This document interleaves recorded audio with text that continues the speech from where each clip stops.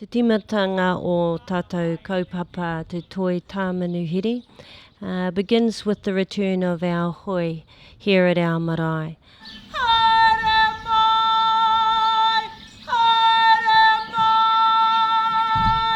Te Papa generously in their world have loaned the hoi to the museum, Taira Whiti Whareongaonga, for 4 months till the end of March.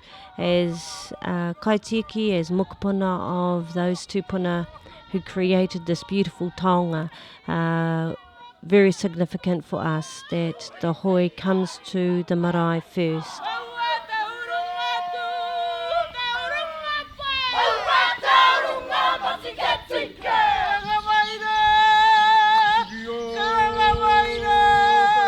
He whakamauri, he whakamahana, he taonga, he pupuri te kaupapa for Toi Tamanuhiri.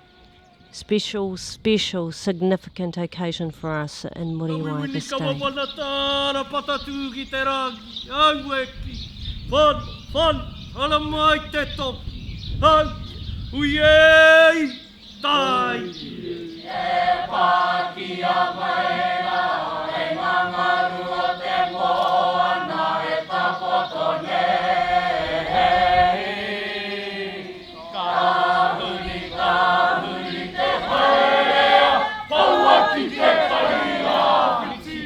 The hoi is a testament to the excellence of our tupuna.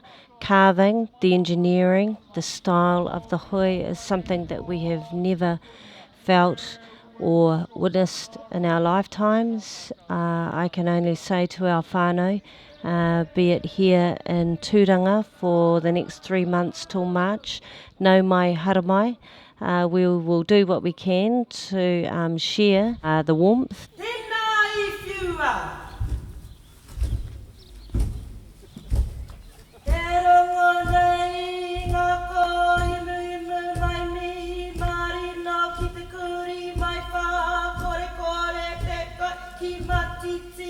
Mai tawa tapu